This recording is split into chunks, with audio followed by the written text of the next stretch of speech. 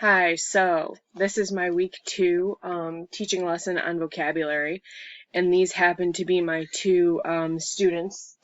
So my daughter Emma and my bonus kid Camden. So they're both in 3rd grade. My daughter goes to Aglam, Camden goes to Chicopee. So we've been practicing a lot of remote learning from home, which I've been able to do with them, which is cool. So today my lesson though, and you guys haven't heard about this yet, so we're going to focus on what I'm talking about now, right? So, what I'm going to do is read you a chapter in a book. This book is one that was my favorite when I was your age. So, we're going to talk about different words that are in here. So, we're going to learn some new words today, different vocabulary words. I want you to be listening. And what we're going to do afterwards, I picked some of my favorite words out in here. And we're going to decide if we know the meanings of the words and we can use them really well. I know some. I'm sure you're going to know some. And then, do we know some things about the meaning of the word? Well, I know some things. Do we see the word but aren't sure of the meaning? Or do we not know the word at all? So, we're going to look through some of these, and I'm going to give you some sticky notes with words on them, and you guys can work and figure out which ones you know. Okay? And then we're going to go over the meaning of them after. So, you ready to listen? Yeah. Yeah? The book we're going to read today, it's called Running Out of Time. This is one of my favorite books. Weird book. I know, but we gotta listen, okay? Yep. Ready? The light woke Jessie, though it was just a glimmer down the stairs. She eased out of bed, being careful not to disturb her sister Hannah. "Ma?" Jessie whispered by the ladder down from the loft. In a few moments her mother's tired face appeared below, illuminated by the flickering candle. "It's the Bensons," she said. "Caleb said both Sally and Becky are very sick." Everybody called Jessie's mother the midwife, but she did a lot more than deliver babies. In Clifton, anyone who got sick at night called her and wouldn't go to Dr. Pfister. Dr. Pfister always gave prescriptions like make a poultice of chokeberries and rub it on your neck 3 times a day. He made a real show of it. He used to slip a packet of pills under the table, too. Pills that really worked. Anymore, though, he just gave the folks remedy. Jessie hadn't seen any pills for a long time. "Can I come in and help?" Jessie asked Ma. "I don't want you to chasing anything." Jessie gave her mother what Pa called a pitiful peace look. "All right, you can carry my bag, but I don't want you to come inside until I find out what Sally and Betsy have." So Sally and Betsy aren't feeling good. So she's going over to help to see what she can do to make them feel better. Jessie pulled her dress off and the nail by her bed and yanked it over her head. Then she scrambled down the ladder and took off her boots beside the door. She was ready by the time Ma finished dressing. Grown women had to worry about clothing more than 13-year-old girls did. That was one reason Jessie was glad she was entirely grown up yet. Listen.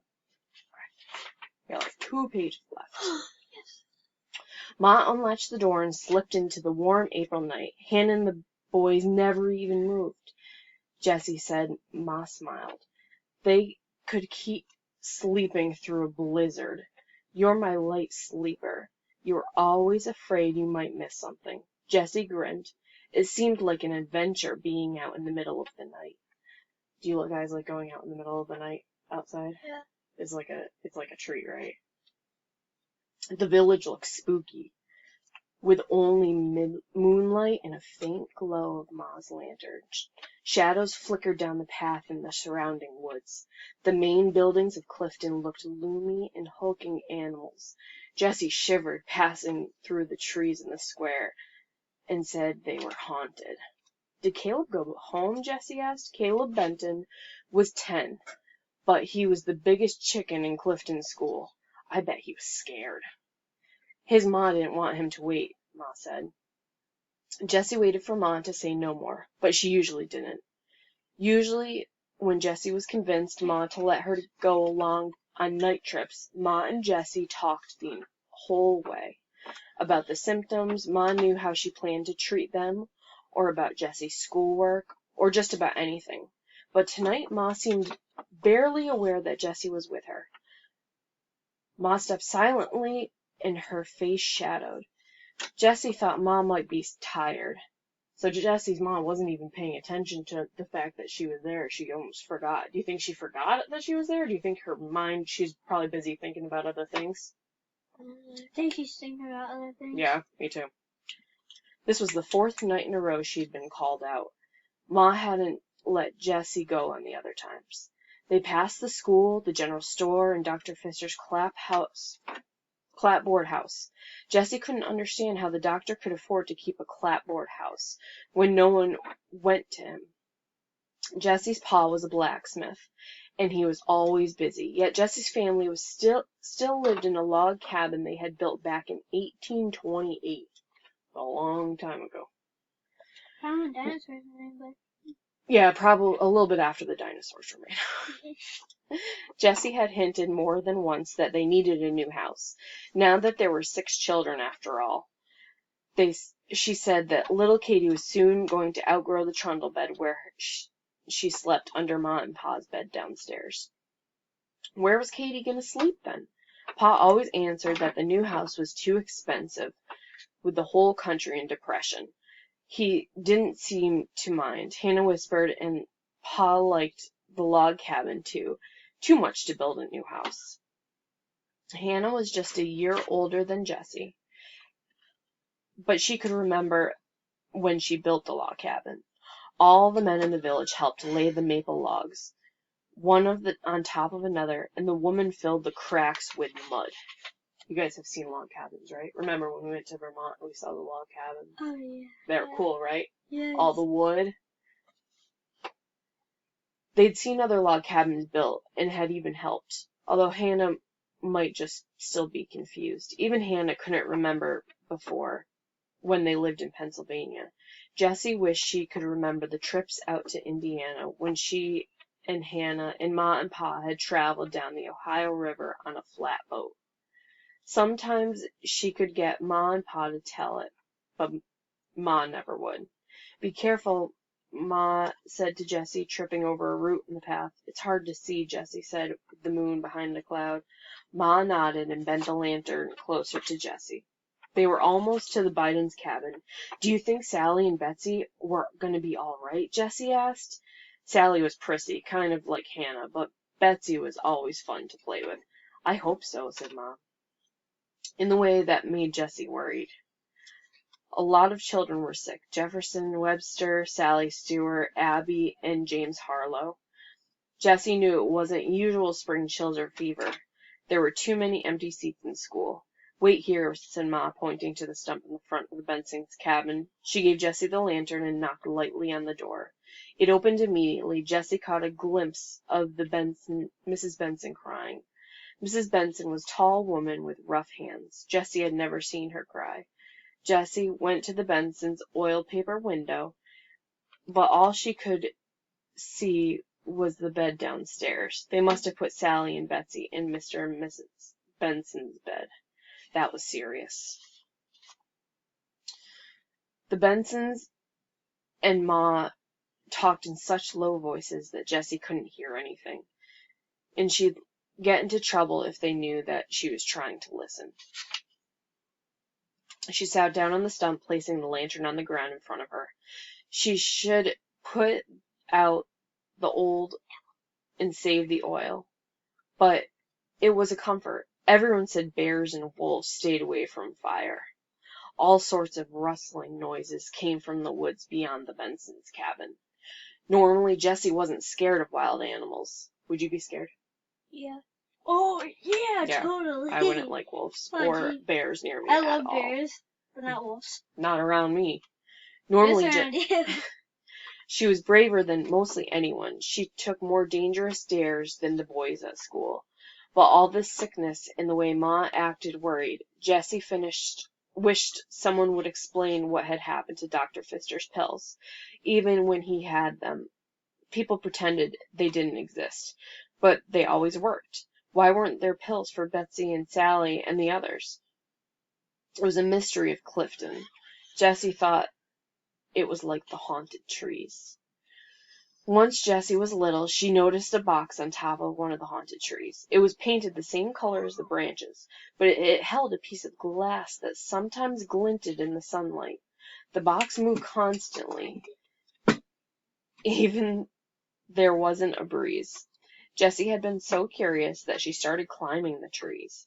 She only gotten her right leg up the branch when Mr. Stewart ran from the store and ordered her down. First, Jessie thought it was funny to see a big man run, but she didn't laugh long. Mr. Stewart spanked her hard, and then Pa spanked her when she got home. Both shuddered, and she never tried to say something about that box. After that, the box disappeared and was replaced by a piece of glass on one of the limbs. What do you think the box was? Just a regular box? That moved back and forth. I feel like it. I don't know what I had in it, but I feel like it would be like a safe. It's very possible.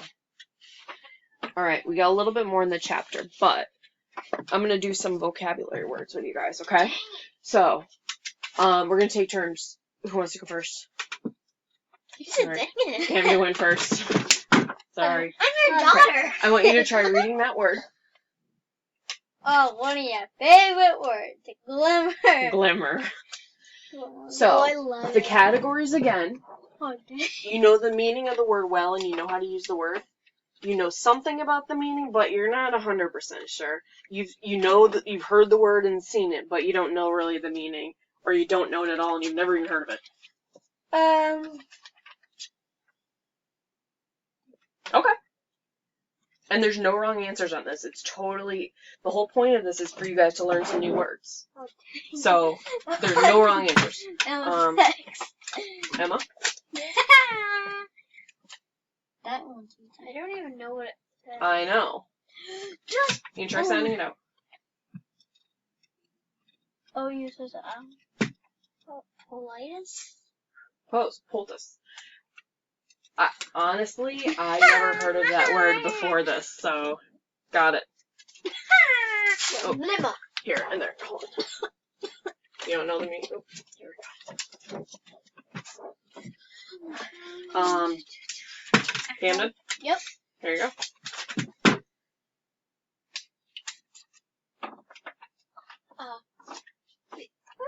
Oh, I know. Flickered. Good job. Flicker. Good job. Do you No know? meaning. Yep, you know the meaning well, and you know how you can use it. Use the word. Oops. That one's somewhere. I'll get it.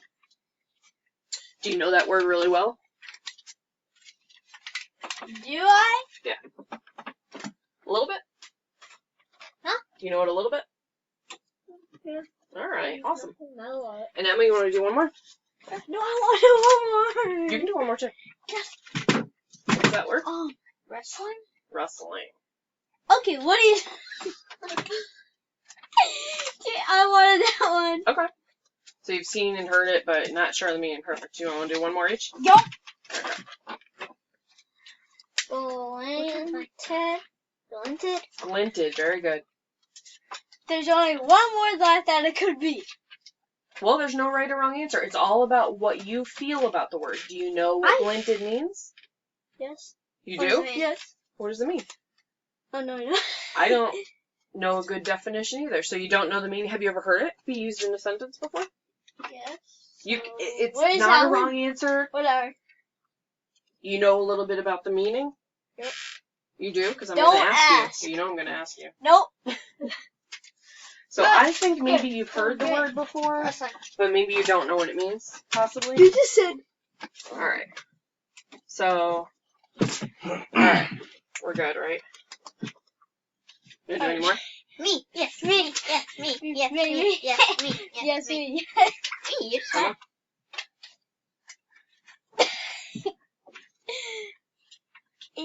Emma?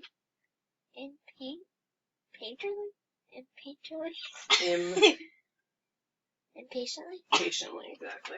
Do you know what that means? Mom, Kristen, your hair's going everywhere. Everywhere. Alright, you ready? Last one.